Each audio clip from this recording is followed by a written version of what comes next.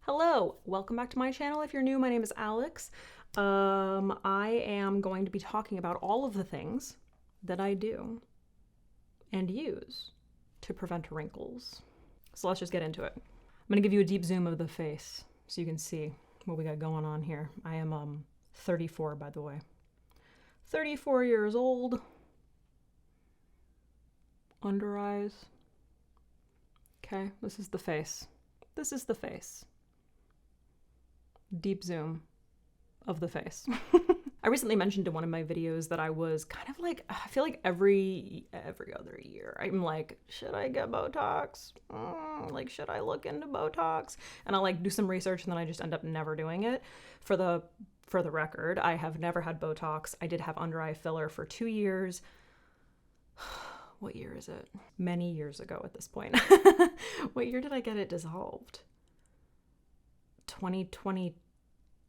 2021? Okay, I had it for 2 years. It sucked. I hated it. Never got to the point that I wanted. I got it dissolved.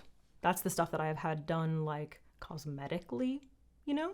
So we're gonna talk about everything else. The first one is completely obvious and I feel like I don't need to go into depth about this. Sunscreen, okay? Sunscreen. It's like UV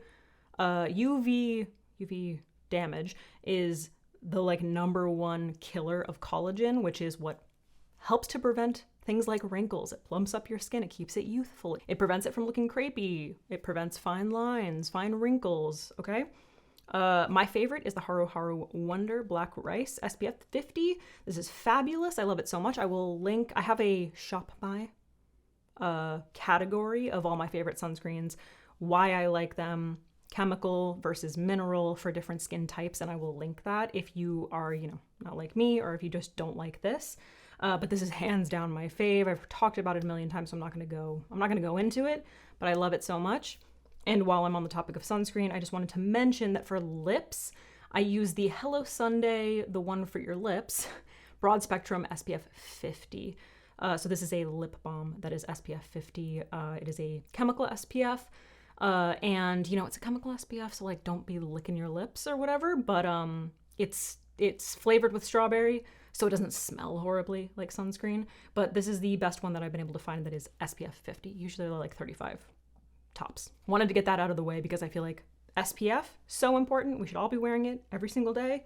If you're not doing that, what are you doing? Next up, sleeping. When you're sleeping. All right, this is gonna bring me to today's sponsor. Thank you to Sleep and Glow for sponsoring this portion of the video. If you've been watching any of my videos, then you know that I've talked about Sleep and Glow forever. They sent me a pillow years ago. I've been sleeping on it ever since. Have not stopped. My boyfriend sleeps on one too. Quickly, I just wanted to say that I have a discount code, Alexandra 15. You can get 15% off site-wide from March 1st to the 16th, okay? As far as I know, they are not going to be having many discounts or sales after this. So if you have been interested in the Sleep and Glow pillow, I would highly recommend that you take advantage of it now so you can get it at a discounted price.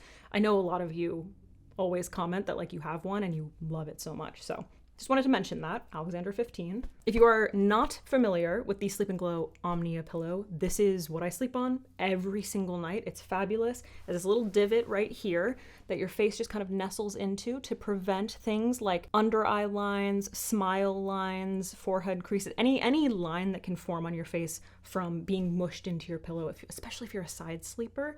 I'm a side and stomach sleeper, and this has made such a huge difference. Such a huge difference. Just like with expression lines, mushing your face against a pillow for 8 hours, you're gonna end up creasing your skin and creating more lines, right? We don't want that. So if you can do something while you're sleeping, you might as well. Sleep and Glow actually conducted a dermatological study in Barcelona, which they found 87% of cases, sleep wrinkles were reduced after 3 months of sleeping on the pillow. I can attest to that. And the diameter of the wrinkles and depths were reduced, which is great. If you happen to already have the Sleep and Glow pillow, I wanted to mention that they have the copper pillowcase, in which, let me read this so that I don't mess it up. Copper threads are woven into the tensile, I hope I'm saying that right, pillowcase, preserving the natural strength of copper molecules. So I looked into this because I was very interested. Copper actually helps to heal the skin, reduces skin inflammation, and rashes by preventing harmful bacteria from building up and other organisms from spreading. It provides an anti-acne effect. Copper prevents acne by killing propionibacterium. Propionibacterium. Acne. An acne-causing bacteria that lives on the face. Ooh. Okay. Copper can also help to stimulate collagen, which is something that we're going to be talking about a lot in this video, which is what promotes elastin, all right, which is going to help keep the skin looking young. So if you're interested in the pillow or the pillowcase, the copper pillowcase, I will link everything down below. Highly recommend. I love it so much. So speaking of collagen, tretinoin. Tretinoin. For those of you who don't know, just a quick little recap. My tretinoin journey started with using Curology years ago. I was on that for about, was it 6 months to a year? I can't remember, which was it was a relatively low dose of tretinoin, including some other acne fighting ingredients. And then I ended up going to a dermatologist in person, getting a stronger tretinoin prescription. I experienced the tretinoin purge for like a good month or two. It was definitely rough. We can talk about that. What I noticed most of all especially when I switched to a stronger tretinoin percentage strength, was the overall tightening effect of my skin. Oh my God. The main reason that I got on tretinoin was because I was experiencing acne, okay? Lots of breakouts. Overall, tretinoin it's a retin A as compared to a retinol. And we'll talk about retinol in a minute. I am not a skincare expert. For those of you who are interested in my background, I'm a self-taught makeup artist with a background in painting. That's my wheelhouse, all right? Skincare, no expert. This is just my experience. I've listened to and watched a lot of dermatologists. I've also been to a few dermatologists. I've been doing my research, but I obviously don't know everything. After using tretinoin for a couple months, people were asking me if I had Botox because tretinoin goes deep down.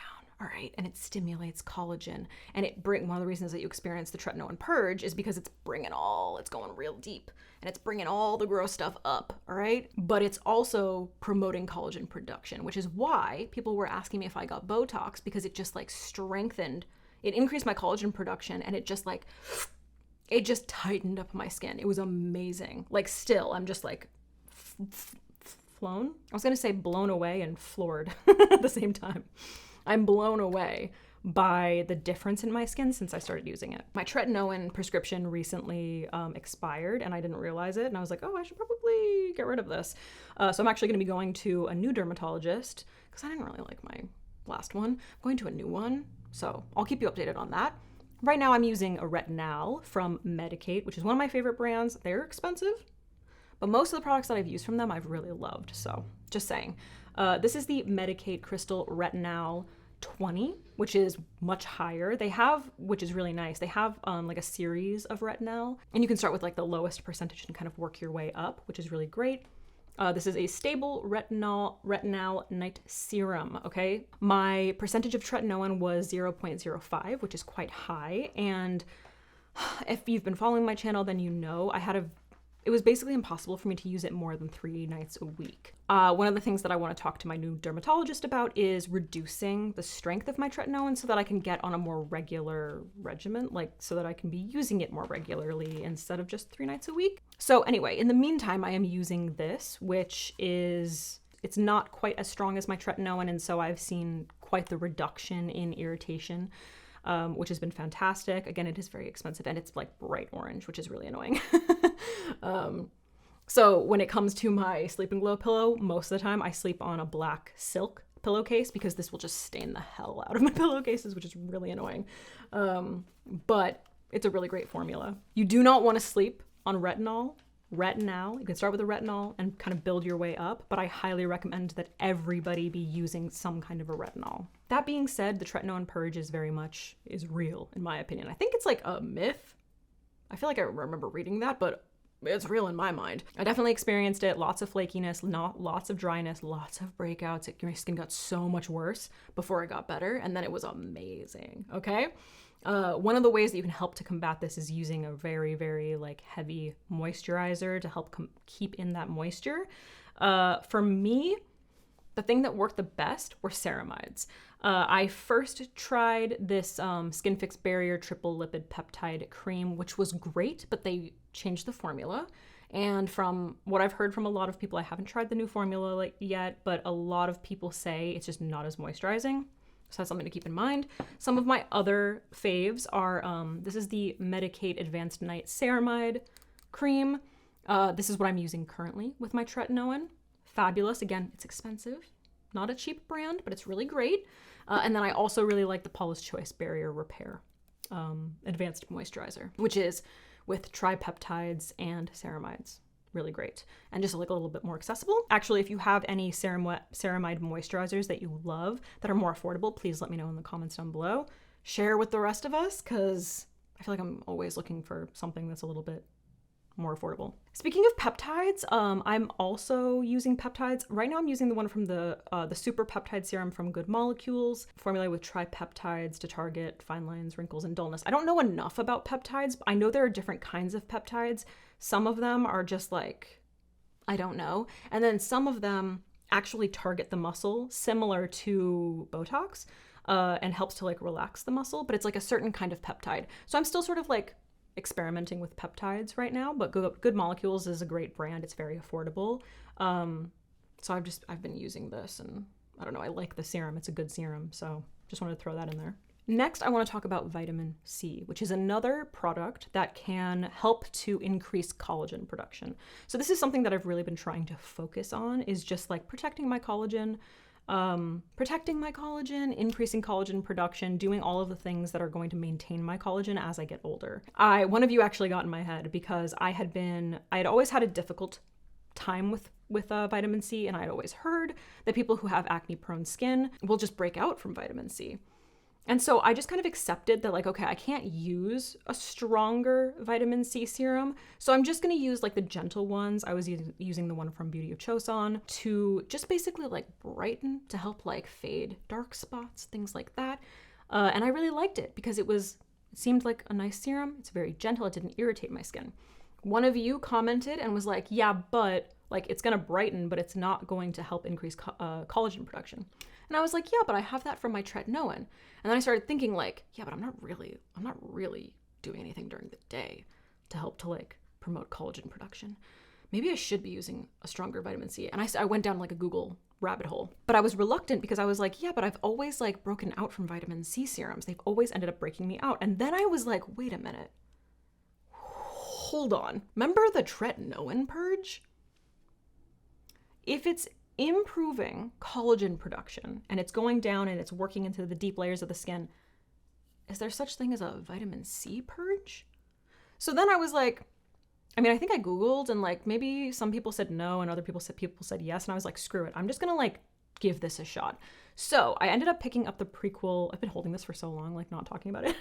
The prequel, Lucent C Brightening Vitamin C Serum, which is 15% L-ascorbic acid, ferulic acid, and they're really testing me with these names. Ergothioneine.